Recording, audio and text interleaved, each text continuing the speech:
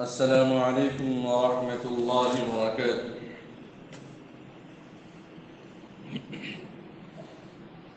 الحمد لله نحمده ونستعينه ونستغفره ونؤمن به ونتوكل عليه ونعوذ بالله من شرور أنفسنا ومن سيئات أعمالنا. من يهده الله فلا مضل له ومن يضلله فلا هادي له.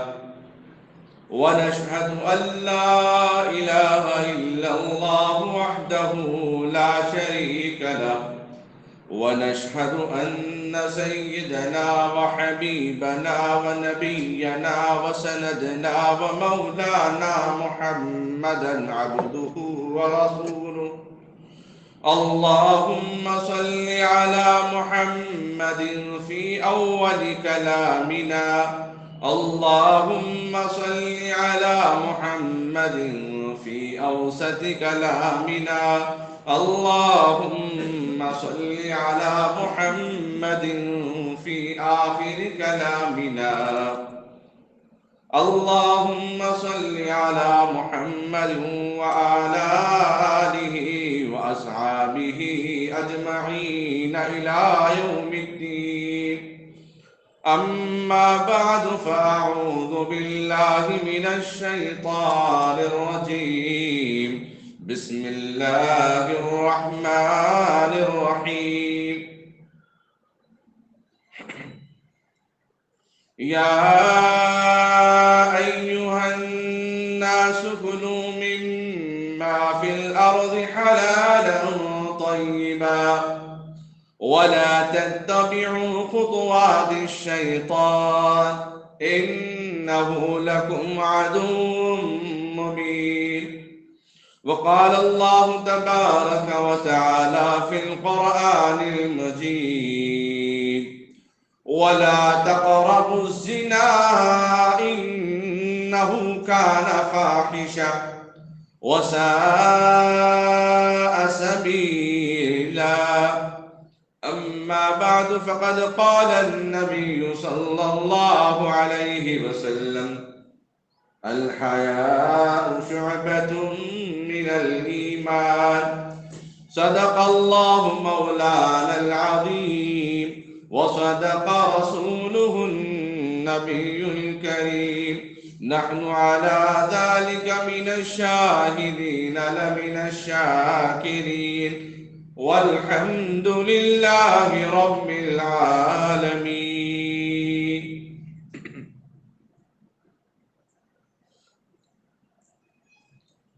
قابل قدر بزرگوں، عزیز نوجوان ساتھیوں، اللہ رب العزت کا بے انتہا فضل اور کرم احسان ہوا. اللہ تبارک و تعالی نے مجھے اور آپ کو ایسے ملک میں پیدا فرمایا جس طرح خانہ کعبہ میں 360 بت کدے تھے. جناب آقا سرکار دو عالم صلی اللہ علیہ وسلم اکیلے تنہا اسلام کی دعوت کو، اسلام کے پیغام کو، قرآن کے فرمان کو لے کر چلے. میں اکیلا ہی چلا تھا جانب منزل مگر لوگ آتے گئے، کارواں بنتا گیا. 360 بتوں کو ماننے والوں کے درمیان 360 ان بتوں کو خدا کا درجہ دینے والوں کے درمیان آپ صلی اللہ علیہ وسلم کو اللہ رب العزت نے مبعوث فرمایا. اور ہم جس ملک میں رہ رہے ہیں یہاں بھی تقریباً جتنے مذاہب بت پرستی کے، مجوسی کے جتنے عقائد اور نظر و فکر رہنے والے ہیں اور اس کا نشانہ اس زمانے کا آج ہندوستان میں ملتا ہے، جہاں 360 تقریباً ہر جگہ بتیں رکھی ہوئی ہیں۔ اور اس پرفتن ماحول میں، اس پرفتن دور میں اللہ تبارک و تعالیٰ نے مسلمانوں کو اپنے مذہب اسلام کے معاملے پر، اپنے جذب اسلام کے معاملے پر، اپنے ایمان، اپنے اسلام، اپنے توحید، اپنی رسالت، اپنی آخرت پر بڑا مستحکم دین اور بڑا مستحکم عمل اللہ تبارک و تعالیٰ نے مجھے اور آپ کو عطا فرمایا۔ ان بت کدوں کے ماحول میں رہ کر ایمان کو برقرار رکھنا، اسلام پر برقرار رہنا، یہ بہت بڑی کامیابی اور دلیری اور بہادری کی بات ہے۔ اس ماحول میں بھی اللہ تبارک و تعالیٰ نے مجھے اور آپ کو اسلام پہ چلنے اور اس کے فرمان پہ عمل کرنے کی توفیق عطا فرمائی۔ یہ اللہ رب العزت کا فضل اور کرم، اس کا احسان ہے۔ اپنی زندگی میں دو چیزوں کو یاد رکھنا جو آقا سرکار دو عالم صلی اللہ علیہ وسلم کثرت سے عمل کرنے کا اہتمام فرماتے تھے۔ خوشی کا موقع ہوتا تو 2 رکعت شکرانے کی نماز آپ علیہ السلام ادا فرماتے۔ طلب کا موقع، حاجت کا موقع، ضرورت کا موقع، جنگ کا موقع، حالات کا موقع آتا تو 2 رکعت صلاۃ الحاجت نماز پڑھتے، 2 رکعت صلاۃ الشکرانے کی نماز ادا کرتے، یا پھر 2 رکعت صلاۃ الحاجت کی نماز پڑھتے۔ سفر سے واپسی ہوئی تو 2 رکعت شکرانے کی نماز مسجد میں آپ ادا کرتے۔ اس لیے اپنی زندگی میں اس کو اپنا وظیفہ بنا لینا۔ ہم کوئی میدان میں کام شروع کر رہے ہیں تو اس سے پہلے 2 رکعت نماز پڑھ کے اللہ سے دعا کر کے اس کام کی حاجت اور طلب مندی کر کے اس میدان میں نکلنا۔ پھر جب کام تکمیل ہو جائے تو واپس ہونے پر، کام کے ہونے پر پھر 2 رکعت اللہ کا شکرانے کی نماز ادا کر کے اللہ کا شکر ادا کرنا۔ اس سے بہتر کوئی وظیفہ نہیں، اس سے بہتر کوئی عمل نہیں، اس سے بہتر کوئی نقل نہیں، اس سے بہتر کوئی تعویذ نہیں جو آپ صلی اللہ علیہ وسلم نے پریکٹیکلی، عملی طور پہ امت کو نمونہ بتا کر اور بنا کر قیامت تک آنے والے انسانوں کے لیے کامیابی، کامرانی کا ذریعہ بنایا۔ اللہ رب العزت نے یوں تو 18,000 مخلوقات پیدا فرمائے ہیں، جن میں سے بہت سارے مخلوقات پانی میں ہیں اور اس میں سے کچھ کم مخلوقات خشک زمین پر رہتی ہیں۔ کیونکہ ہمارا میدان، ہمارا اٹھنا بیٹھنا سمندر میں نہیں ہوتا، اس لیے ہم زیادہ سمندر کے مخلوقات سے واقف نہیں۔ ہم چرندوں سے واقف، ہم پرندوں سے واقف، ہم زمین پہ اڑنے والے، چرنے والے حیوانات سے ہم واقف ہوتے ہیں۔ اللہ رب العزت نے چھوٹے سے چاول کے درمیان نکلنے والے سرسری کیڑے سے لے کر، چونٹی اور مکوڑے سے لے کر،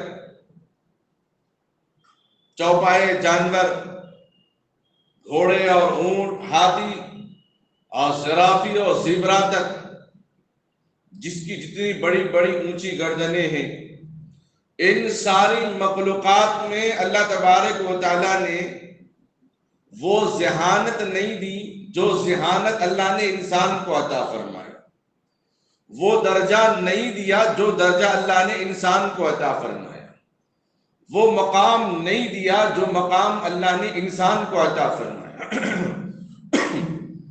وہ مرتبہ نہیں دیا جو مرتبہ اللہ نے انسان کو عطا فرمایا، وہ شرف اور قبولیت نہیں دی جو فضیلت اور شرف اور قبولیت اللہ نے انسان کو عطا فرمائی۔ ان مخلوقات کو ہمارے لیے فائدے مند، مثال، سبق لینے کے لیے، عبرت کے لیے اللہ تبارک و تعالیٰ نے پیدا فرمایا۔ جو چیزیں حلال ہیں وہ فائدہ مند بنایا، بقیہ جانوروں کو ہماری سواری کے لیے، ضرورت کے لیے، اور بقیہ جانوروں کو ہماری عبرت پکڑنے کے لیے اللہ تبارک و تعالیٰ نے بنایا ہے۔ ایک کم 18,000 مخلوقات پہ اگر ہم نظر دوڑاتے ہیں، دنیا کا کوئی ایسا شخص آج تک پیدا نہیں ہوا جو 18,000 مخلوقات کا معائنہ کر سکے، جس میں خود انسان کے جسم کے اندر کئی مخلوقات ہیں، دماغ میں پنپنے والے کیڑے، پیٹ صاف کرنے والے وہ کیڑے، خود انسان کا دل ڈگمگاتے رہتا ہے قلقلہ کی طرح، اب اب اب اب اب اب۔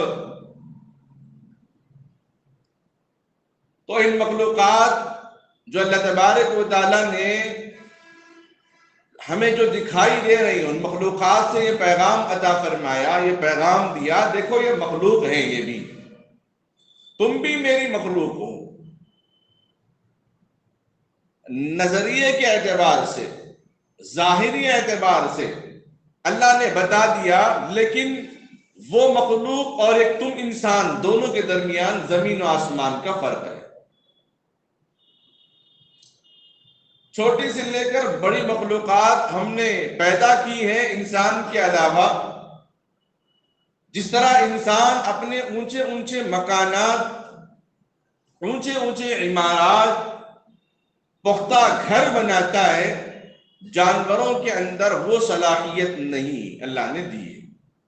جس طرح وہ اکٹھے مسجد میں جمع ہے، نماز کے نام پر، جمعہ کے نام پر جمع ہے، اب یہ خوبی اللہ نے ان کو وہ عطا فرمائے جو ہمیشہ ایک جھنڈ میں رہتے ہیں، ہمیشہ اجتماعیت میں رہتے ہیں، ہمیشہ ملے ہوئے رہتے ہیں، پورا کنبہ، پورا خاندان ان کا ملا ہوا ہوتا ہے۔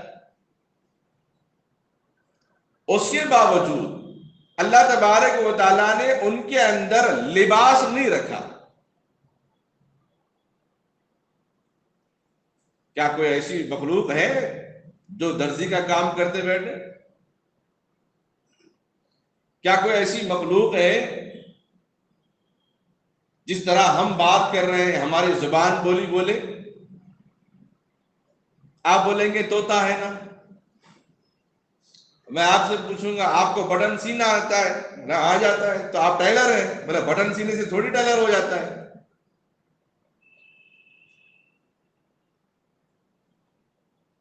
مخلوقات میں اللہ تبارک و تعالیٰ نے لباس نہیں رکھا، ان کی کھال، ان کے چرم، ان کے اسکن کو ہی اللہ نے حیادار بنا دیا۔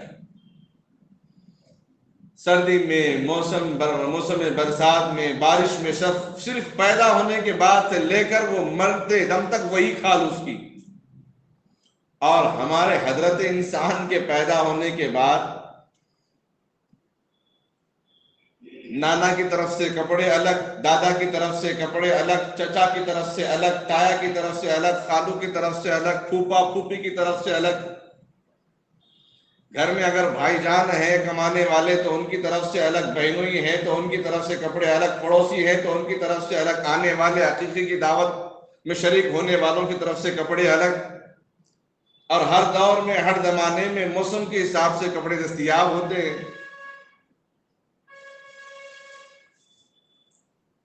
ایک ظاہری فرق میں ایک فرق اللہ تبارک و تعالیٰ نے ہمارے نظریے سے بتا دیا کہ انسان حیادار ہوتا ہے، عقل مند ہوتا ہے، سلیقے مند ہوتا ہے، جو اپنے کپڑے کے علاوہ بیٹھنے کے لیے اپنی چادر، اپنا بستر، اپنا قالین، اپنی چاندی بچھا کے بیٹھتا ہے۔ اس کے علاوہ کوئی جانور اپنی چادر بچھا کے زمین پہ نہیں بیٹھتا۔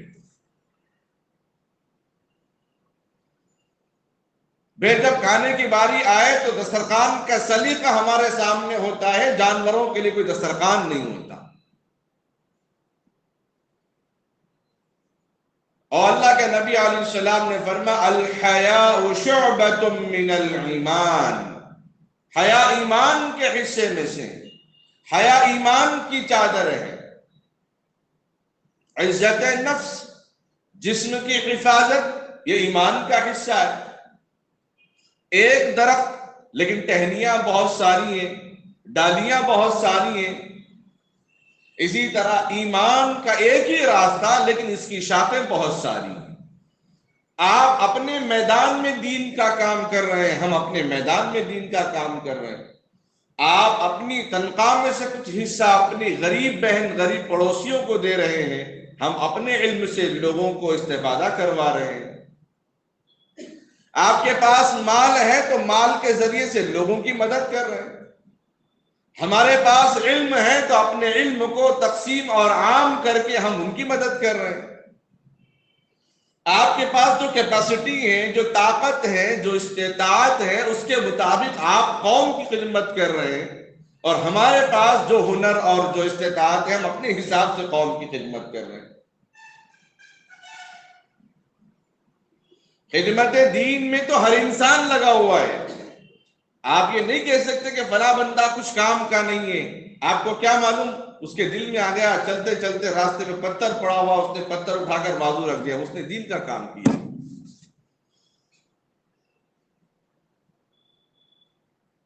چلتے چلتے کسی نابینا اور غریب اور بوڑھے لاچار کو دیکھا تو وہ راستہ پار کروا دیا، سائڈ میں اس کو راستہ دکھا دیا، لیکن وہ دین کا کام کر رہا ہے۔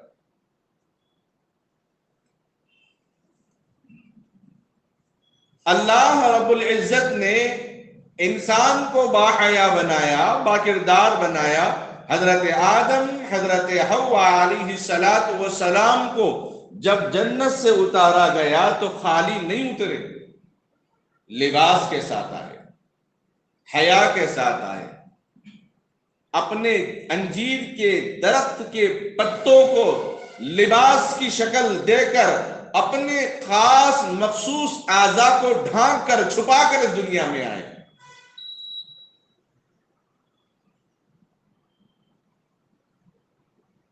جس ذریت کے ساتھ اللہ نے آدم کو، حوا کو پیدا فرمایا، ان کے پیچھے جو ذریتیں اللہ تبارک و تعالیٰ نے رکھی ہیں، وہ فطری طور پر اللہ تبارک و تعالیٰ نے ان کو باحیا بنایا، پھر وہ آگے چل کے ماحول میں رہ کر بے حیا ہو جاتے ہیں۔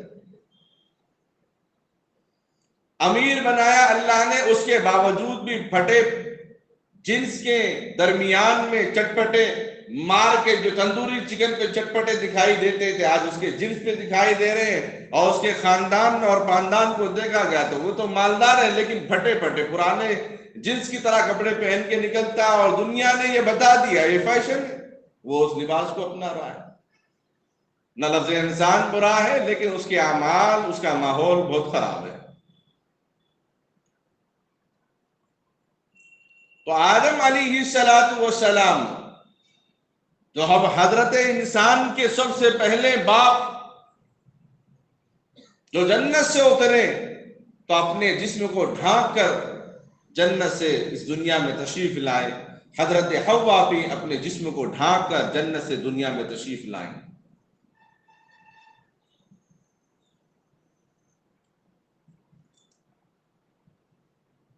پیارے آقا سرکار دو عالم صلی اللہ تعالی علیہ وسلم نے شریعت کو مشکل نہیں بنایا۔ لباس کے پہننے میں، لباس کے اپنانے میں، لباس کے انتخاب اور چوائس کرنے میں، ہر ایک کا اس میں بھی خیال کیا گیا۔ کیوں؟ حضرت بلال رضی اللہ تعالیٰ عنہ پہ ایک ہی چادر ہوا کرتی تھی، اوپر کوئی چادر نہیں، صرف نیچے ایک چادر۔ اللہ کے نبی صلی اللہ علیہ وسلم نے فرمایا جسم کو چھپانا یہ فرض میں داخل ہے، لیکن کہاں سے کہاں تک؟ مرد آدمی کے لیے گھٹنوں کے نیچے سے ناک کے اوپر تک، یہ جسم کو چھپانا مرد آدمی کے لیے فرض ہے۔ دوسری بات،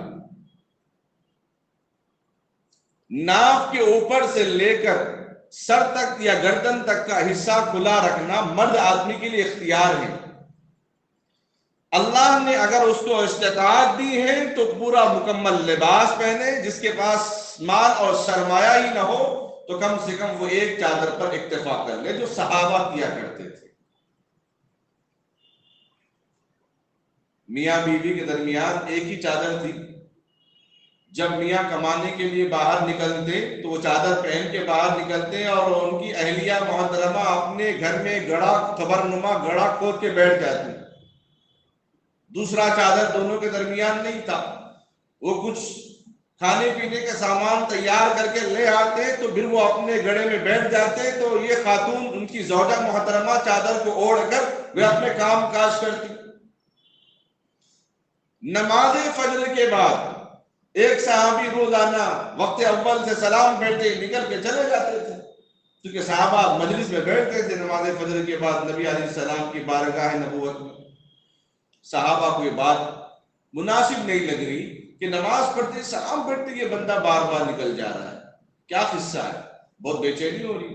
نبی علیہ السلام سے شکایتیں چل رہی کہ صاحب ایسے چلے جاتے ہیں، نماز کے بعد فوراً چلے جاتے ہیں، نماز کے بعد فوراً چلے جاتے ہیں، یہ بات ہمیں ہضم نہیں ہو رہی، کیونکہ نبی کی مجلس لگتی ہے، قرآن کی مجلس لگتی ہے، حبیب کے کلام کی مجلس لگتی ہے، اور یہ چلے جاتے ہیں۔ اللہ کے نبی علیہ السلام نے ایک مرتبہ اٹھتے ہی پوچھ ہی لیا کہ ادھر آؤ، اور کیا معاملہ ہے؟ آپ نماز پڑھتے ہی فوراً چلے جاتے ہیں، روز کا یہی معمول، کبھی کبھار ہو تو کوئی ضرورت پیش آ گئی تو الگ بات ہے، لیکن روز کا آپ کا یہی معمول ہے، بتاؤ کیا بات ہے؟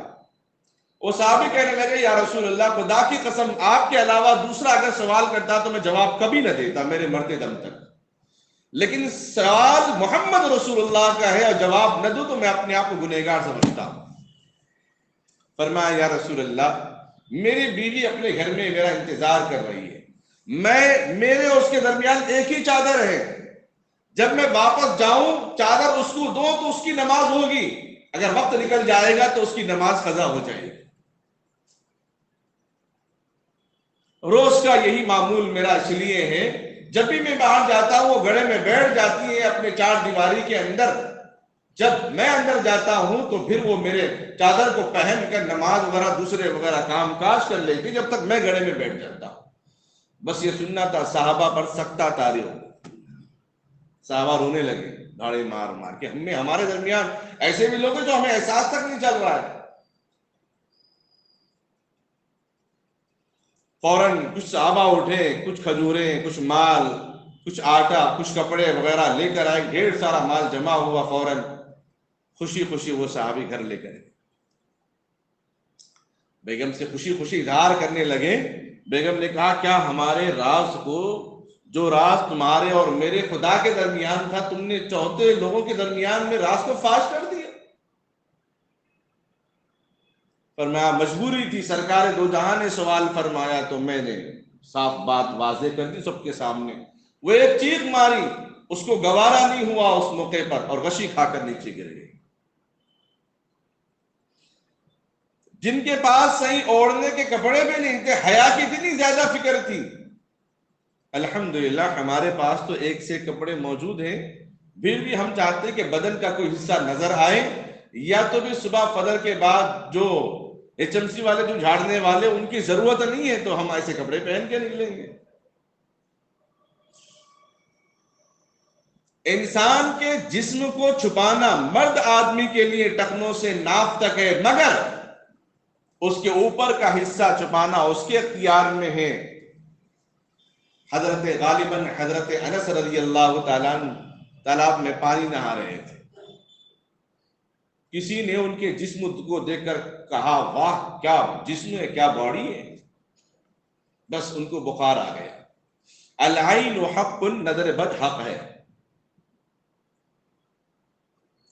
اللہ کے نبی علیہ السلام نے فرمایا وضو بناؤ اور وضو کے پانی سے مسح کرواؤ اس سے، اور یہی عمل دہرایا تو ان کا بخار اترتا گیا۔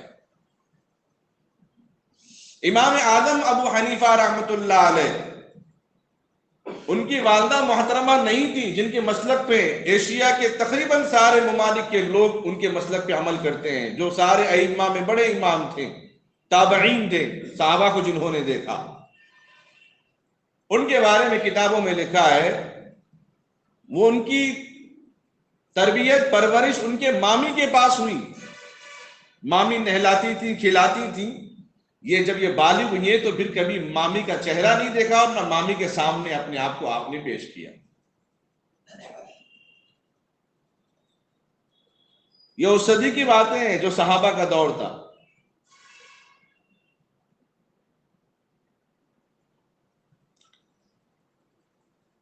تو نظر بد حق ہے، جہاں تک ہو سکے اپنے جسم کو چھپانا اور ڈھانکنا ہی بہتر ہے. یہ مرد کی بات کر رہا ہوں، ابھی عورتوں کے میدان میں نہیں آیا.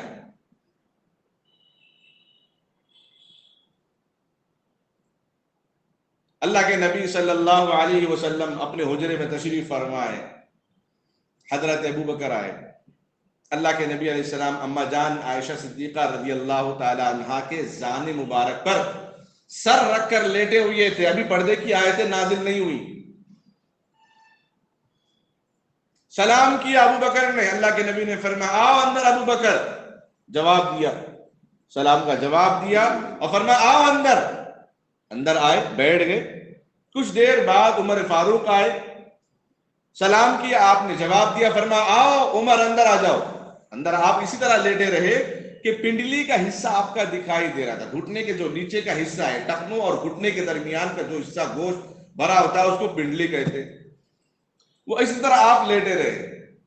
جب باری آئی عثمان غنی رضی اللہ تعالیٰ عنہ کی تو سلام کیا، فرمایا میں عثمان ہوں. تو اللہ کے نبی علیہ السلام نے فرمایا رکو. آپ اٹھ کے بیٹھ گئے، اپنے دامن کو سمیٹا، صحیح کیا. اس کے بعد فرمایا آ جاؤ عثمان اندر آ جاؤ. عثمان اندر آ گئے. اب اما جان عائشہ رضی اللہ تعالی عنہا کے دل میں بات کھٹک رہی. میرے ابو بکر آئے، آپ اٹھ کے نہیں بیٹھے. عمر آئے، آپ اٹھ کے نہیں بیٹھے. عثمان آئے تو آپ اٹھ کے بیٹھ گئے. مجلس ختم ہو گئی. اما جان عائشہ صدیقہ رضی اللہ تعالی عنہا نے یہی سوال فرمایا. ابو بکر آئے، آپ اٹھ کے نہیں بیٹھے. عمر آئے، آپ اٹھ کے نہیں بیٹھے. لیکن جیسے عثمان غنی آئے آپ اٹھ کے بیٹھ گئے، اپنے دامن کو صحیح کیا. آقا سرکار دو جہاں سرور کونین صلی اللہ تعالی علیہ وسلم فرماتے ہیں عائشہ عثمان وہ ہیں جن سے فرشتے بھی حیا کرتے ہیں. انسان جہاں تک اپنے جسم کو چھپانے کی کوشش کرتا ہے تو فرشتے بھی اس کے لیے دعائیں دیتے ہیں، اور انسان جہاں تک اپنے جسم کو چھپانے کی کوشش کرتا ہے تیری بیماریوں سے بھی محفوظ ہوتا ہے. امام شافعی رحمت اللہ علیہ جب بھی درس ہوتا، امام اعظم ابو حنیفہ رحمت اللہ علیہ کا جب بھی درس ہوتا حدیث کا، قرآن کا، نابالغ بچے جن کے چہرے پہ مونچھ نہیں، داڑھی نہیں، جب بچے چھوٹے ہوتے ہیں تو ان کی شباہت ذرا عورتوں سے معلوم ہوتی ہے کہ معصوم بچے ہیں جن کے چہرے پہ ایک بال بھی نہیں. عورتوں پہ بھی اللہ نے ایک بال نہیں رکھا جس طرح ہمارے مردوں کے ہوتے ہیں. امام اعظم ابو حنیفہ رحمۃ اللہ علیہ، امام یوسف، امام محمد رحمۃ اللہ علیہ کا معمول یہ تھا جن کے چہروں پر داڑھی اور مونچھ نہیں ہوتے آپ سامنے نہیں بٹھاتے، دائیں اور بائیں بٹھاتے تھے. آنے والے قیامت تک جو فتنے ہیں ان فتنوں سے آگاہ کیا.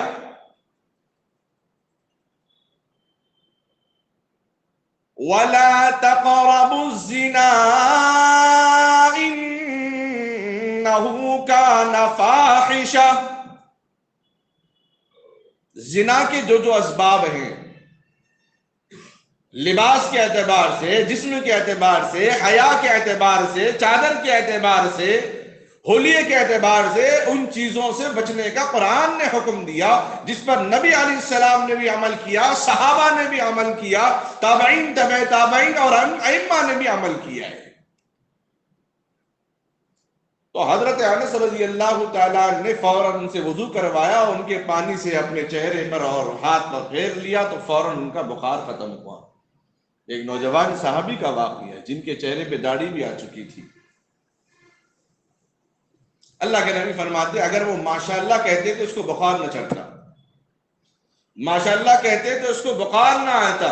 حضرت ابن عباس رضی اللہ تعالیٰ عنہ فرماتے ہیں بچوں کو اور دوسروں کو پیلے کلر کے جوتے پہننے سے نظر نہیں لگتی. تفسیر ابن کثیر میں یہ بات لکھی ہوئی ہے کیونکہ نظر پہلے جو رنگ ابھر کے آتا ہے نظر وہاں جاتی ہے. جو کلر ابھر کے آتا ہے نظریں وہاں پر جاتی ہیں. تو یہ وہ باتیں ہیں جس کا تعلق حدیث سے، قرآن سے ہے اور حدیث سے ہے، جو اللہ کے نبی علیہ الصلوۃ والسلام نے بیان فرمایا. اور لباس میں، کپڑوں میں آقا سرکار دو عالم صلی اللہ علیہ وسلم کو اللہ کو بھی سب سے زیادہ پسندیدہ رنگ سفید کلر کا ہے، وائٹ کلر کا ہے. دوسرے کلر پہننا گناہ نہیں ہے، پہن سکتے ہیں، لیکن افضل، اعلی، جس پہ ثواب، جس کو اللہ اور اس کے رسول صلی اللہ علیہ وسلم پسند کرتے ہیں، وہ سفید کپڑے.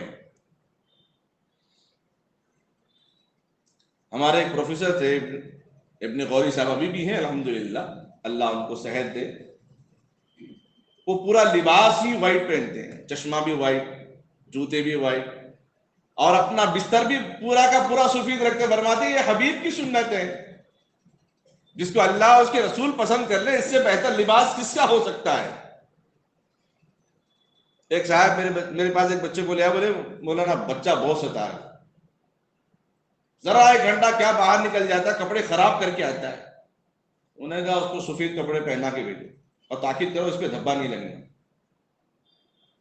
کہ اگر سفید پہ کپڑے پہ دھبا لگ جائے گا تمہارے کپڑے معیوب نظر آئیں گے. وہ 3 ہفتے اس کا اہتمام کریں اور چوتھے ہفتے آ کے مجھ سے ملاقات کر کے کہا کہ مولانا آپ نے کوئی نصیحت نہیں کی، صرف سفید کپڑے پہننے کو کہا. تو کیا راز ہے اس کے اندر؟ ایسی کون سی خاص بات ہے جس کی وجہ سے بچے کا انداز ہی بدل گیا، بیٹھنے کا، اٹھنے کا، کھیلنے کا؟ ہوتا یہ ہے انسان لباس پہننے کے بعد نظریات میں اس کا خیال پیدا ہو جاتا ہے، چاہے موبائل رکھنے پہ ہو، پیسے رکھنے پہ ہو، یا اٹھنے بیٹھنے پہ ہو. اگر وہ ڈارک کلر کا کپڑا اگر پہن لیا، کہیں بس اسٹاپ پہ بیٹھنا پڑے، یہ نہیں دیکھتا کہ نیچے کیا لگا ہوا ہے، بس بیٹھ، کچھ لگا بھی تو دیکھنے کا سوال نہیں ہے. بعض وہ لوگ جو دیکھ کے بیٹھتے ہیں، ایسی بات نہیں، لیکن باضابطہ جو سفید کپڑے پہنتے ہیں وہ 3 مرتبہ دیکھتے ہیں، کہیں دھبے تو نہیں، کہیں دھول تو نہیں. خود بخود ایک صفائی کا خیال دل میں پیدا ہوتا ہے کہ میرے کپڑے ناپاک تو نہیں ہو جائیں گے، کپڑوں میں عیب تو نہیں آئے گا.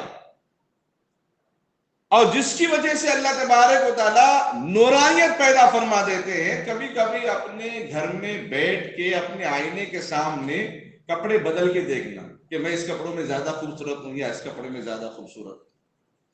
کبھی کبھی ٹوپیاں پہن کے دیکھنا، سفید ٹوپی پہننے میں زیادہ خوبصورتی ہے کہ دوسرے رنگ کی ٹوپی پہننے میں زیادہ خوبصورتی ہے. اور ہوتا یہ ہے کہ جب آدمی سفید رنگ کا کپڑا پہنتا ہے اور درمیان میں کسی بھی محفل میں جاتا ہے تو وہ جچتا ہے، اس کا ایک وقار رہتا ہے لباس کی وجہ سے. اس کی صلاحیت، اس کی نالج، اس کی دل کی کیفیت کیا ہے پتا نہیں، لیکن اس کی لباس کی وجہ سے ایک احترام دلوں میں لوگوں کے اندر پیدا ہو جاتا ہے، جس کو آقا سرکار دو عالم صلی اللہ علیہ وسلم نے بھی پسند فرمایا، جس کو اللہ رب العزت نے بھی پسند فرمایا ہے.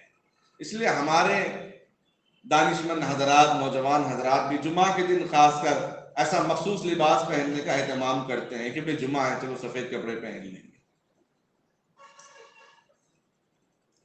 اور اس جسم کی وجہ سے اللہ تبارک و تعالی سورج کی جو شعاعیں جسم پہ پڑنے والی ہیں، اس لباس کی وجہ سے سرد موسم کے اندر جو اس کے نقصانات پیدا ہو سکتے ہیں، اللہ تبارک و تعالیٰ اس سے حفاظت فرماتے ہیں. کبھی کبھار ایسا ہو جاتا ہے کہ ہم کبھی اپنے جسم کو ہٹاتے ہیں تو پھر وہ حصہ جو ہمیشہ کھلا رہتا ہے اس کا رنگ الگ ہے، وہ حصہ جو ہمیشہ ڈھکا ہوا ہوتا ہے اس کا رنگ الگ ہوتا ہے.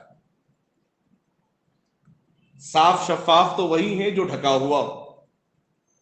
رات میں دودھ کھلا رکھا اور صبح اٹھنے کے بعد آپ کی نظر پڑی تو بیگم سے کہہ دیا اس کو پھینک دو، ہو سکتا ہے چپکلی منہ ڈال دے،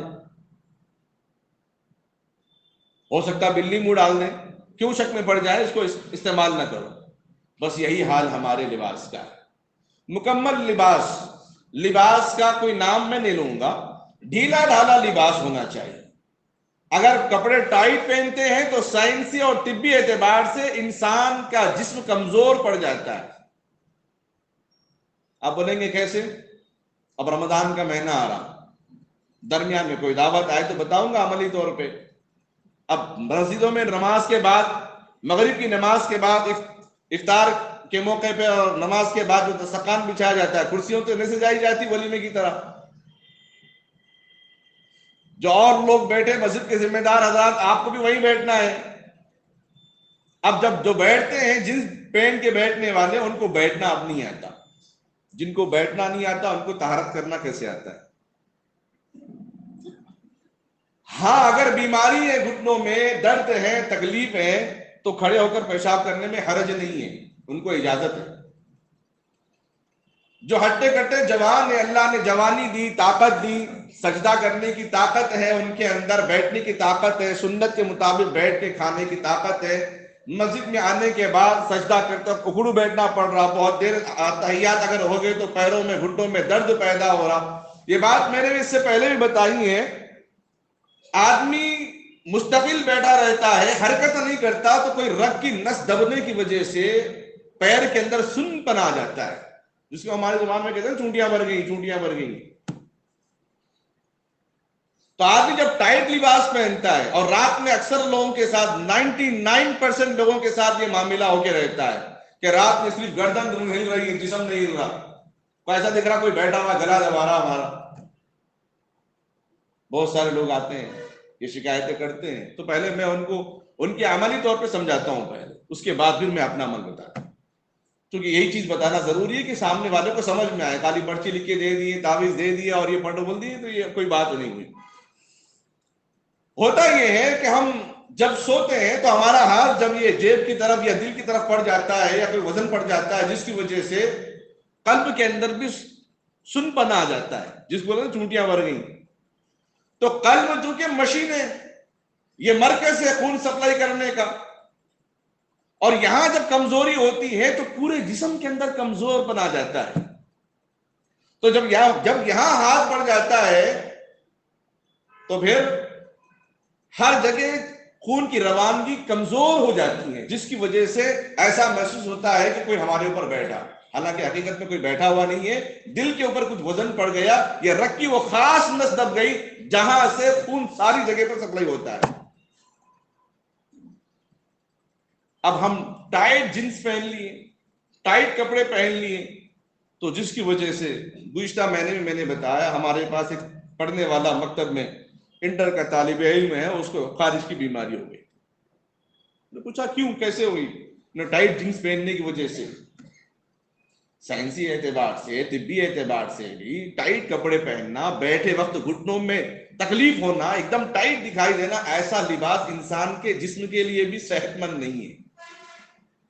شریعت نے بھی اسکن ٹائٹ والے کپڑے پہننے سے منع فرمایا، اللہ کے نبی علیہ السلام نے. جسم کے لیے بھی نقصان، شریعت میں بھی اس کی اجازت نہیں، پھر بھی ہم زبردستی کا پہنتے ہیں. نہ ہماری صحت بن پا رہی ہے، نہ ہمارا دین بن پا رہا ہے. اس کے باوجود پھر ہم اگر دونوں پہ بھی اگر ہماری فکر و نظر، خیال، تصور، تدبر، ہماری سوچ اگر نہیں ہے، تو پھر ہم کس رخ پر جا رہے ہیں، کن خیالات پہ ہم کھوئے ہوئے ہیں. ان چیزوں کو سمجھنے کی ضرورت ہے.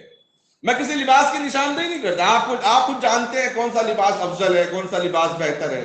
بس جو فائدے ہیں جن کپڑوں کی وجہ سے، وہ چیزیں میں آپ کو بتا دیا، جز وقتی بتا دیا. وقت کم ہے، چونکہ وہ شیرنی کا عنوان بھی لانا ہے جو شیروں کو جگانے کے لیے آئی تھی.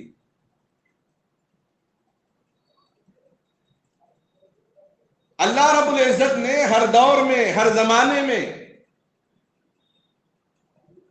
اسلام کے پودوں کو، اسلام کی ڈالیوں کو ہمیشہ تر و تازہ رکھا.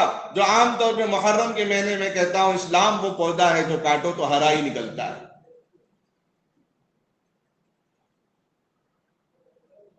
وہ حدیث ہے نا، ایک بھی اللہ اللہ کہنے والا باقی رہے گا تو سورہ عالم کو، سورہ زمین کو اللہ تبارک و تعالیٰ برقرار رکھیں گے.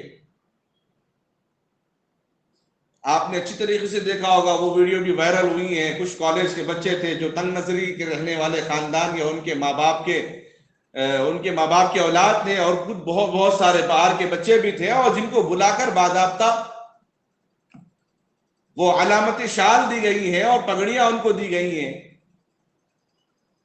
اب تو بہت سارے لوگ اپنے کیا بیگانے بھی کہنے لگے کہ جب بھی زعفرانی کپڑا اپنے گردن میں کوئی توق بنا کے ڈالتا ہے تو سمجھ میں بات یہ آتی ہے کہ تنگ نظری والا ہے، سمجھ میں بات یہی آتی ہے کہ تنگ نظری والا ہے۔ ہندوستان کے تقریباً 6-7 سال سے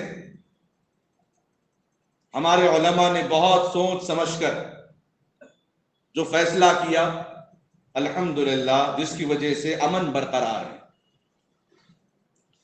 وہ فیصلہ یہ تھا کہ کہیں بھی مسلمانوں کو ٹھیس پہنچائی جائے یا نقصان پہنچایا جائے یا پریشان کیا جائے تو فوراً ایکشن نہ لیا جائے، قانونی کارروائی کرے۔ اس سے آپ کا احترام بڑھے گا آپ کے پڑوسیوں میں۔ الحمدللہ اس وجہ سے بہت سارے نوجوان اور بہت سارے دانشمند حضرات نے اس فیصلے کا، بہت سارے بڑوں نے خیر مقدم کیا۔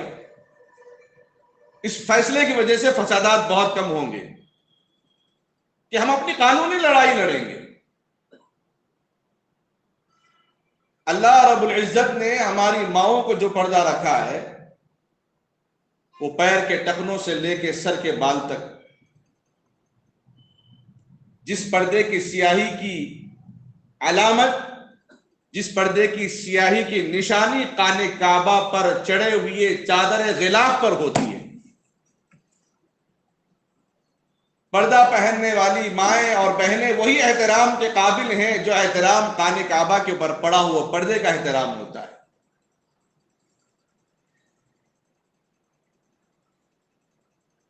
اس کے 6-4-10 جملے اللہ اکبر کا کہنا ایسا سود مند، ایسا فائدہ مند ہوا، صرف اس کے لیے نہیں، پورے عالم اسلام کے لیے،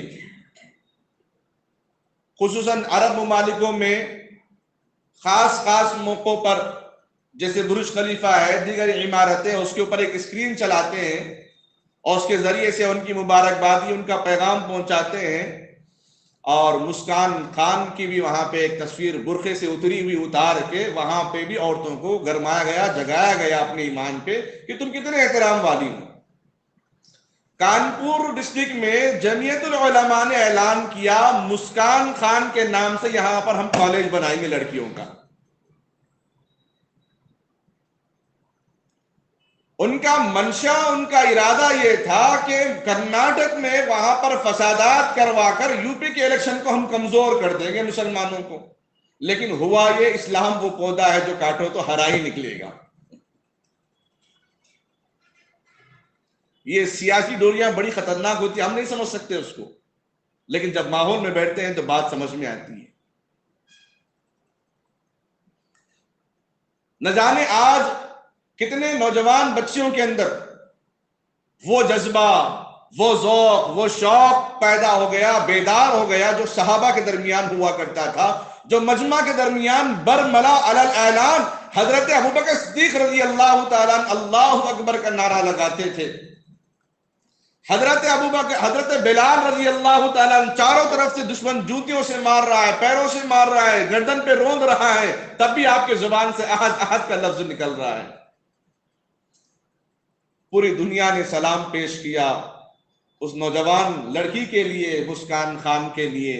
آج ہم بھی اس مسجد کے ذریعے سے، ان نوجوانوں کے ذریعے سے، ان ذمہ داروں کے جانب سے ہم ان کے والدین کو، ان کے خاندان کو، ان کے محلے والوں کو، ان کے علاقے والوں کی سلامتی اور عافیت اور حفاظت کی ہم سلامتی اور دعائیں ہم انشاءاللہ ہم بھی ان کے لیے پیش کرتے ہیں۔ کسی کی زبان آج تک بھی نہیں تھکی اس کے لیے سلام پیش کرنے کے لیے۔ کوئی نظم بنا رہا ہے، کوئی اشعار اس کے بارے میں لکھ رہا ہے، کوئی اپنا مضمون بنا رہا ہے، گویا کہ سوئی ہوئی قوم ایک لڑکی سے جاگ اٹھی۔ وہ تاثیر ہے نعرے تکبیر اللہ اکبر کے اندر۔ یہ وہی اللہ اکبر ہے جو ابراہیم علیہ السلام کو بڑا مزہ آیا تھا، جس وجہ سے آپ نے سارے بکروں کو اس آدمی کو دینے کے لیے تیار ہو گئے جو اللہ اکبر کہتا تو آپ کو بڑا پسند آتا۔ اس نے شرط رکھی، ایک مرتبہ اللہ اکبر کہو گے تو آپ جو مانگے ہم اس کو دینے تیار ہوں۔ انہوں نے کہا ایک مرتبہ اللہ اکبر کہوں گا تو ایک بکرا لوں گا۔ سارے بکرے ختم ہو گئے، لیکن ابراہیم کی وہ مٹھاس، وہ پیاس ابھی بجھی نہیں، کہا میں تمہارا زندگی پر غلام بن جاؤں گا، لیکن تم اللہ اکبر ایک مرتبہ اللہ کا نام تو لو۔ پھر انہوں نے اللہ کا نام لیا اور اس کے بعد فرمایا ابراہیم میں جبرائیل، اللہ نے آزمائش کے لیے بھیجا تھا، تم کامیاب ہو گئے، جتنے بکرے ہیں یہ دگنا تمہیں کر کے دے دی جا رہے ہیں۔ اللہ اکبر کی مٹھاس اور ایمان کی حلاوت کی وجہ سے آج وہی برکت الحمدللہ ہندوستان کے اندر دہرائی گئی ہے۔ بہرحال اسلامی لباس کے اندر اگر قانون اگر اس کی اجازت نہ بھی دیں تو قرآن کا قانون جو کہتا ہے، سنویدھان کا قانون بھی وہی کہتا ہے۔ حکومت کے ہندوستان کے جو آئین میں لکھا ہوا ہے مذہبی آزادی کے لیے، اس کے لیے باشعور اور دانشمند حضرات اٹھ کھڑے ہوں اس کے لیے۔ اب ہمیں تو احساس ہو رہا ہے کہ مسلمان بچیوں کے لیے کالج الگ ہونا چاہیے، اب تو احساس ہو رہا ہے کہ مسلمان بچوں کے لیے اسکول بچیوں کے لیے الگ ہونا چاہیے، تاکہ آنے والے دنوں میں ان کی حیا کے اوپر کوئی انگلی نہ اٹھائے، ان کے پردے کی بات پر انگلی نہ اٹھائے۔ خدارا تاجرین، تجارت کرنے والے، اپنے لاکھوں کروڑوں روپے لگا کر تجارت کرنے والے، وہ کالج میں بھی لگا کر تجارت کر سکتے ہیں، اسکولز میں بھی لگا کر تجارت کر سکتے ہیں، دیگر انتظامات، دیگر معمولات میں بھی اپنی رقم لگا کر وہ تجارت کر سکتے ہیں۔ ایک تیر دو نشانہ، آپ کا مقصد قوم کو سیفٹی دینا ہے، آپ کا مقصد ہمارے عزت دار معاب ہماری جو بہنیں ہیں ان کے لیے چار دیواری میں ان کو تعلیم سے مہیا کروانا ہے۔ اس کے بعد جو آپ کو نفع مل رہا ہے وہ اپنا نفع رہے گا، لیکن جس نیت پہ آپ یہ قائم کریں گے یہ میدان آپ اٹھائیں گے۔ ایک نوجوان بڑے جذبے میں آ کر اپنی 2 ایکڑ زمین اس کا اعلان بھی کر دیا کہ میں 2 ایکڑ زمین میں دیتا ہوں، اگر کوئی صاحب اپنا کالج بنانا چاہے تو بنا سکتے، خاص بچیوں کے لیے جن کا لباس مکمل برقع ہو۔ جذبہ ہمارے اندر ہے، ہر ایک کے اندر ہے، ہمارے درمیان بھی ہے، بس ہمیں ماحول چاہیے۔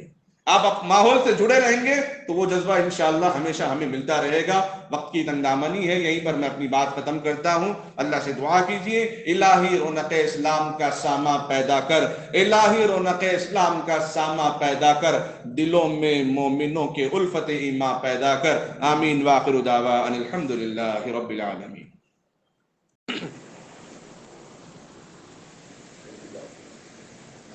لباس کے تعلق سے جو باتیں آئی ہیں وہ مختصر مرد حضرات کے متعلق سے آئی ہیں، پھر کبھی انشاءاللہ خواتین کے تعلق سے باتیں آئیں گی، لیکن ایک بات ذہن میں رکھیں، جو ہمارے اطباء، ہمارے آباء و اجداد بھی اس بات پر اڑے ہیں آج بھی، اور بڑا اہتمام کرتے ہیں بعض لوگ صبح کی شعاعیں لینے کے لیے، صبح کی کرنیں لینے کے لیے۔ والصبح اذا تنفس، قسم ہے صبح سانس لیتی ہے۔ صبح کی شعاعوں میں وہ چمک نہیں ہوتی ہے اور وہ گرماہٹ نہیں ہوتی ہے جو سورج کے نکلنے کے بعد ہوتی ہے، جس کی وجہ سے اس کی روشنی بھی ہماری آنکھوں کے لیے فائدہ مند، اس کی روشنی بھی ہمارے جسم کے لیے فائدہ مند۔ بالکل اسی طرح بعینہ سفید کپڑا بھی ہمارے آنکھوں کے لیے فائدہ مند اور ہمارے جسم کے لیے فائدہ مند۔ دوسری بات، بعض حضرات کو الرجی اگر ہیں تو وہ ریشم کپڑا استعمال کر سکتے ہیں، ورنہ ریشم کپڑا مرد حضرات کے لیے جائز نہیں ہے، قابل قبول نہیں ہے شرعی اعتبار سے، اور یہ عورتوں کی زینت ہے۔ علاج کے لیے اگر پہن لیے تو کوئی بات نہیں ہے۔ تو جس طرح صبح کے سورج میں وہ شعاعیں نہیں ہوتی ہیں جو مکمل سورج نکلنے کے بعد ہوتی ہیں، تو جس کی خوبی سفید کپڑے سے نسبت ہے۔ اور سب سے بڑی بات، اللہ اور اس کے رسول صلی اللہ علیہ وسلم کا پسندیدہ کپڑا اور رنگ بھی سفیدی ہیں، جس کو ہوتے ہیں نا فرشتوں کا ماحول بنا ہوا ہے، سب سفید کپڑے پہنے ہوئے ہیں۔ کبھی کسی مکتب میں مدرسے میں چلے جائیں، پورے سفید کپڑے پہنے ہوئے ہیں تو بولے فرشتوں کا ماحول بنا ہوا ہے۔ ان چیزوں کو ذہن میں رکھیں اور اپنے لباس کو کم سے کم اتنا ڈھیلا رکھیں کہ اٹھنے بیٹھنے سجدہ کرنے میں دقت نہیں ہونا۔ میں کسی لباس کا انتخاب نہیں بتاتا۔ اور دوسری بات یہ ہے، آج کل سوشل میڈیا پہ یہ بات بہت تیزی کے ساتھ پھیلی جا رہی ہے، ایک فلم آئی ہے، اس کا نام نہیں بولوں گا، اگر بولوں گا تو ہمارے نوجوان جا کے سرچ کریں گے، پھر ان کی تعداد بڑھیں گی دیکھنے والوں کی، پھر ان کو فائدہ ہو جائے گا۔ تو جس کے پوسٹر پہ لا الہ الا اللہ محمد رسول اللہ لکھا ہوا ہے، تو ان چیزوں کو دیکھ کر تیش میں نہیں آنا، کبھی جذبات میں نہیں آنا، پہلے چاروں رخ سے سوچنا جس طرح کہیں زمین لینے دیکھتے بھی کہاں کا یہاں پہ روڈ ہے، وہاں پہ آئے گی نہیں، یہاں پہ ارے 3 طرف آئے تو اور اچھا ہے، 4 طرف آئے تو اور اچھا ہے، چاروں طرف سے سوچنا۔ کبھی ایسا بھی خیال ان لوگوں کا ہوتا ہے کہ کوئی کلمہ جان بوجھ کے لکھ دیتے ہیں، کبھی پہلا کلمہ لکھ دیے، کبھی اللہ، کبھی محمد، کبھی ماشاء اللہ، کبھی سبحان اللہ لکھ دیے، پھر نوجوان سڑکوں پہ آئیں گے، احتجاج کریں گے، پھر اخباروں میں اس کی خبر آئیں گی، اس کی فلم کے بارے میں، پھر وہ پاپولر ہو جائیں گے، پھر ان کی فلم ہٹ ہو جائے گی، چلے یا نہ چلے، لیکن لوگ جب دیکھیں گے تو ان کی رقم تو دگنا واپس آ جائے گی۔ تو کبھی ایسی بھی چال ہو جاتی ہے دشمن کی۔ تو بہت سارے میسیجز کر رہے تھے، لیکن جس کے بارے میں ذکر کیا جا رہا تھا، جب میں بنجارہ ہلز اور دوسرے علاقے میں جا کے کل رات میں واپس ہو رہا تھا، تو میں نے دیکھا سائن بورڈ پہ تو لکھا ہوا نہیں ہے کہ لا الہ الا اللہ محمد رسول اللہ، یہ واٹس ایپ پہ چلایا جا رہا ہے۔ ہاں اگر کہیں ہے تو اب تک تو مجھے نظر نہیں پڑی ہے۔ تو ان چیزوں پہ، ان معاملات میں حکمت سے کام لینا چاہیے۔ کل ایک صاحب سے ملاقات ہوئی تو بڑی اچھی بات انہوں نے کہی ہے، بھائی کبھی مسجدوں کے سامنے، کبھی RSS والے اور بجرنگ دل والے جو ہے اگر احتجاج کرنے کے لیے آ کے ٹھہر جائیں تو آپ 2 ہاتھ لا کے گلے میں ڈال دیں، پانی پلائے، خوشی خوشی وہ چلے جائیں گے۔ بڑی حکمت کی بات ہے۔ بڑوں کی مجلسیں، اگرچہ کہ وہ عالم نہ ہو، حافظ نہ ہو، دانشمند ہوتا ہے، بڑا تجربہ کار ہی ہوتا ہے۔ اسی لیے اللہ تعالیٰ لقمان علیہ السلام کے نام سے سورہ ہی لکھ دی ہے۔ بڑے حکمت والے تھے، بڑی حکمت کی باتیں آپ کرتے تھے۔ تو وہ پیغام تو قرآن کریم میں سب چیزیں اللہ تبارک و تعالیٰ نے دے دی ہیں کہ حکمت سے کیسے کام کرنا ہے، حکمت سے کیسے آگے بڑھنا ہے، اور حالات اور موقع اور محل سے کیسے کام کرنا ہے۔ ان سب چیزوں کو اللہ نے قرآن اور حدیث میں واقعات اور ان آیتوں کے ذریعے سے اللہ تبارک و تعالیٰ نے بتا دی۔ ان چیزوں کو ذہن میں رکھیں۔ تیسرا پیغام ہمارے نوجوانوں کو میں دینا چاہتا ہوں، ہر وقت میں ہم فون پہ لگے ہوئے ہوتے ہیں، بہت زیادہ وقت گزرتا ہے، تو آپ ایسا کریں کہ اسلام کا کوئی امن کا پیغام، اتحاد کا پیغام، اتفاق کا پیغام، اجتماعیت کا پیغام، جس میں ہر چھوٹے بڑے ایسے کوئی پیغام اگر ہیں تو ان پیغام کو اپنی زبان میں ڈال کے اس کو لائک کریں اور اس کو آگے بڑھائیں، جس کی تصدیق بھی ہو۔ ایسا نہیں کہ آپ اپنی منمانی میں میسج لکھتے جائیں گے تو پھر نیم حکیم قطرے جان ہو جائے گا۔ تو کسی کی تصدیق بھی ہو، آپ کے اپنے بڑوں میں، آپ کے دانشمندوں میں، آپ کے والد محترم یا محلے کے کسی امام یا خطیب کے ذریعے سے کسی کی تائید بھی اگر کر لے کہ بھئی یہ بات صحیح ہے کہ نہیں ہے، اس طریقے سے آپ اس باتوں کو بھی آگے بڑھائیں۔ کیونکہ ہر زمانے میں دشمن الگ الگ حربے استعمال کر رہا ہے، الگ الگ ہتھیار استعمال کر رہا ہے۔ اس وقت جو ہتھیار ہے وہ سوشل میڈیا ہے۔ اب ہمارے بچوں کو بولیں گے وہ فون زیادہ استعمال نہیں کرنا، سننے کے تو ہے نہیں۔ جن چیز سے منع کریں گے وہ برابر عادت میں لگے، وہ تو کریں گے۔ بھئی آپ جب اس میدان میں ہے ہی ہیں تو اس نیت سے آپ اپنا فون اٹھائیے اور اپنا اتحادی پیغام، اتفاقی پیغام اور جو قوانین ہندوستان کے اندر مسلمانوں کے لیے مذہبی اعتبار سے ان چیزوں کے بارے میں سرچ کر کے آسان انداز میں بڑے بڑے حروف میں لکھ کے آپ واٹس ایپ پہ پہنچائیے، تاکہ دوسروں کو جن سے جو حکومت سے یا ان کے قوانین سے اور اس کی لا سے واقف نہیں ہے، وہ دیکھ کر ارے یہ سیکشن میں ہمارے لیے یہ آزادی ہے، ہمارے لیے یہ سہولت ہے، کم سے کم یہ پیغام تو آپ کے ذریعے سے جائے۔ بس آپ اپنی نیت بدلیں، اپنی سوچ بدلیں، ذرا سا انگلیوں کو تبدیل کر دیں انشاءاللہ، اور نوجوانوں کے لیے، دوسروں کے لیے بہت آپ کارآمد بن سکتے ہیں۔ آپ کی جوانی انشاءاللہ آگے چل کے قیامت کے دن اللہ تبارک و تعالیٰ اس کے لیے نعم البدل عطا فرمائیں گے۔ جو کہتے ہیں نا ہر جوانی کا ایک سجدہ بڑھاپے کے ہزاروں سجدوں سے بہتر ہے۔ تو اس لیے آپ اگر اس میدان میں ہیں ہی تو ان چیزوں کو آپ عیاں کیجئے، واضح کیجئے، تاکہ دوسروں کے اندر ایک ہمت استقلال پیدا ہو جائے کہ ہم قانون کے دائرے میں رہ کے سب کام کر رہے ہیں۔ ہم قانون سے واقف نہیں۔ قانون سے کون واقف ہے؟ جو لا پڑھ کے LLB کر کے اس کو معلوم ہے قانون کیا ہے، جو حکومت کی نوکری کر رہا ہے، گورنمنٹ جاب کر رہا ہے، اس کو معلوم ہے کہ اس معاملے میں قوانین کیا ہے، اور اس کے علاوہ جو دوسری لائن میں ہمیں نہیں معلوم۔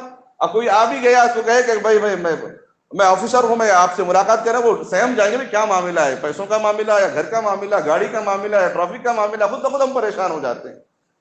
تو اسی لیے خدارا نوجوان حضرات سے میری التماس ہے، درخواست ہے، التجا ہے، عاجزانہ اکرامانہ میں آپ حضرات سے عاجزی کے ساتھ گزارش کرتا ہوں کہ آپ لا کو سرچ کریے، اور مسلمانوں کے لیے اور دیگر معاملات میں مساجد کے لیے، مدارس کے لیے، مکاتب کے لیے، حجاب کے لیے، نوجوانوں کی تعلیم کے لیے جو رائٹس ہیں اور جو سہولتیں ہیں، حکومت قوانین ہیں، جو نہیں جانتے ان تک یہ پیغام پہنچائیے۔ تو انشاءاللہ اس کام کے ذریعے سے اللہ تبارک و تعالیٰ نیک بیوی کا آپ کا انتخاب کریں گے، پھر اس کے ذریعے سے نیک صالح اولاد ہوگی، اس صالح اولاد میں سلطان صلاح الدین ایوبی جیسا بھی کوئی شخص ہوگا۔ جی ہاں، کوئی نبی تو نہیں آنے والے، ہماری نسل اس دور میں، ہر دور میں آگے آئے گی اور کام کرے گی۔ جس طرح آج ہم جو استطاعت، جو طاقت ہے، ہم لڑ رہے ہیں، وہ ہمارے آبا و اجداد کی محنت ہے، ان کا اخلاص ہے، ان کی دعائیں ہیں. اگر ہم یہ کام کریں گے آنے والے نسلوں کے اندر انشاءاللہ وہ اتحاد برقرار رہے گا. آپ نا اتفاقی کی بات مت کریں ان چیزوں کے اندر، یہ مسلمان ایسا ہے فلاں پارٹی، آپ اس بارے میں بات ہی مت کریں. اپنے قوانین کے دائرے میں رہ کر کیا کرنا ہے، یہ پیغام آسان انداز میں، زیادہ بڑا مضمون بھی نہ ہو، آپ اس کو اپنے اسٹیٹس پہ رکھیں، لوگوں تک پہنچائیں، انشاءاللہ بہت بڑا کام ہوگا. اللہ سے دعا ہے اللہ تبارک و تعالی ہم تمام امت مسلمہ کے نوجوانوں کے اندر جذب ایمانی اطاعت روحانی کو بیدار فرمائے.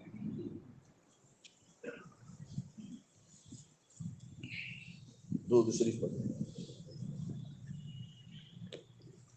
اللهم صل على محمد وعلى آل محمد وبارك وسلم. ربنا ظلمنا أنفسنا وإن لم تغفر لنا وترحمنا لنكونن من الخاسرين. رب اجعلني مقيم الصلاة ومن ذريتي ربنا وتقبل دعاء. ربنا اغفر لنا ذنوبنا يا رب العالمين. لا إله إلا أنت سبحانك إني كنت من الظالمين. اللهم إني أسألك علما نافعا وعملا صالحا ورزقا حلالا وشفاء من كل داء. هو الله الذي لا إله إلا هو الأول والآخر والظاهر والباطن وهو بكل شيء عليم. اے اللہ ہم سب کے گناہوں کو معاف فرما، خطاؤں سے درگزر فرما، رحم کرم کا عافیت کا معاملہ فرما. اے اللہ ہم نوجوانوں کی پیشانی کے بال پکڑ پکڑ کر دین کی خدمت لے لیں، دین کے کام کے لیے، اوروں کے کام کے لیے اپنے آپ کو قربان ہونے کی توفیق عطا فرما. خصوصاً ہمارے نوجوان نسلوں کو، نوجوان بچوں کو سوشل میڈیا پہ دیگر ایپ میں جو زیادہ وقت گزار رہے ہیں، اے اللہ ان کو صحیح طریقے پہ اپنا موبائل یوز کرنے کی توفیق عطا فرما. صحیح نیت اور صحیح عمل کے ساتھ اے اللہ سوشل میڈیا کو استعمال کرنے کی توفیق عطا فرما. اس وقت پوری دنیا کی نظریں سب سے زیادہ سوشل میڈیا پر ہیں. اے اللہ ہم نوجوانوں کو اہم مضمون، اہم پیغام، اے اللہ اس کو واضح اور عیاں کرنے کی توفیق عطا فرما. خصوصاً اے اللہ ایسے نوجوانوں کو پیدا فرما جو حکومتی قوانین کو امت تک پہنچا دے، حکومتی قوانین سے امت کو آگاہ کر دے. نوجوانوں کو اے اللہ ایسے جذبہ ان کے اندر عطا فرما، اپنی تعلیم کے ساتھ ساتھ اے اللہ دیگر وقت میں پارٹ ٹائم پہ خدمت کرنے کا جذبہ ان کے اندر عطا فرما. اپنی تعلیم کے ساتھ ساتھ پارٹ ٹائم پہ جاب کر کے اپنے گھر والوں کے لیے، اپنے ماں باپ کے لیے، کمزوروں کی خدمت کا ایک ذریعہ ان کے لیے اے اللہ ابھی سے ان کے اندر وہ عطا فرما. اے اللہ یہ جوانیاں امانت ہے، یہ عمر امانت ہے، یہ طاقت امانت ہے، یہ جسم امانت ہے. اس امانت کو ضائع کرنے سے حفاظت فرما، اس امانت کے وقت کو ضائع کرنے سے حفاظت فرما. ہماری نوجوان نسلوں کو، اپنے نوجوان نسلوں کے اندر یہ جذبہ عطا فرما جو ان کے اندر خوبیاں، جو صلاحیتیں ہیں اے اللہ وہ خود نہیں پہچان سکیں. اے اللہ اپنی صلاحیت کو، اپنی خوبیوں کو، اپنی نالج کو پہچاننے کی توفیق ان کو عطا فرما دے. دینداری بھی عطا فرما، دنیا داری بھی عطا فرما. دین دنیا کے ساتھ چلنے کی توفیق عطا فرما. اے اللہ دین کے ساتھ دنیا بھی موجود ہے. اسی نیت سے ہم نوجوان، ہم مالداروں کو اے اللہ جن کو تو نے مال سے نوازا، جن کو تو نے زمینوں سے نوازا، اے اللہ ان کے دلوں کے اندر یہ جذبہ بٹھا دے کہ اسلامک کالجز، اسلامک اسکولز قائم کر کے اے اللہ سب مسلمانوں کے لیے، امیر ہو، غریب ہو، محتاج ہو، ضرورت مند ہو، اے اللہ سب کے لیے سہولتیں فراہم کرنے کی توفیق عطا فرما، تاکہ ان کی تجارت بھی ہو جائے اور ان کے لیے دعا اور دین کا ذریعہ بھی بن جائے، ان کے لیے رحمت اور نعمت کا ذریعہ بھی بن جائے. اے اللہ بڑی خوشی ہوتی ہے ایسے لوگوں سے اے اللہ جو دنیا داری کے کام میں رہ کر دین کی سوچ رکھتے ہیں. ایسی سوچ ہر انسان کو عطا فرما، ایسی فکر ہر انسان کو عطا فرما. خصوصاً اے اللہ کرناٹکا میں اے اللہ ہماری وہ بہن، اے اللہ وہ ہماری وہ ہمشیرہ مسکان خان نے جو جذبہ، جو اثار، جو قربانی کا مظاہرہ فرمایا. اے اللہ بڑا کام آسان نہیں تھا لیکن تیرے نام کی برکت سے کام آسان ہو گیا ہے. اے اللہ تیری طاقت، تیری وحدانیت، تیرے بھیجے ہوئے ایمان اور قرآن کی محبت کو اپنے دل میں بسانے کی توفیق عطا فرما. اے اللہ تیرے اللہ اکبر میں اگر یہ طاقت ہے تو یقیناً نماز میں اور بڑی طاقت ہے، قرآن میں اور بڑی طاقت ہے اے اللہ، جس سے ہے اللہ امت محروم ہے، اے اللہ تیرے نام سے لذت حاصل کرنے والا بنا، تیرے نام سے جاذبیت ہم کو عطا فرما، تیرے نام سے حلاوت ہم کو عطا فرما، تیرے احکام سے محبت عطا فرما۔ اے اللہ حکومتیں ہر زمانے میں، ہر دور میں، ہر ملک میں اپنے اسلامی قانون کو بدلنا چاہتی تھیں، لیکن حکومتیں بدل گئیں، قرآن کا نظام نہیں بدلا۔ اے اللہ قرآن کے اصول نہیں بدلے، اے اللہ ہم نوجوانوں کو، ہم بڑوں کو قانونی دائرے میں رہ کر قانونی حق لڑنے کی توفیق عطا فرما۔ اے اللہ مکمل حجاب جو پہن رہی ہیں، آج تک پہنتے آ رہی ہیں، کوئی مسئلہ نہیں ہوا، آج سیاسی میدان میں ہلچل کو لے کر اے اللہ حجاب کا مسئلہ اٹھا کر مسلمانوں میں غیر مسلموں میں نا اتفاقیاں پیدا کرنے کی یہ گندی سوچ لے کر تنگ نظری والی سوچ پیدا کرنے کی اے اللہ کوششیں جاری ہیں۔ اے اللہ تو وقد مکروا مکر اللہ کہتا ہے، مکر کرنے والوں کے ساتھ ہم بہترین مکر کرتے ہیں۔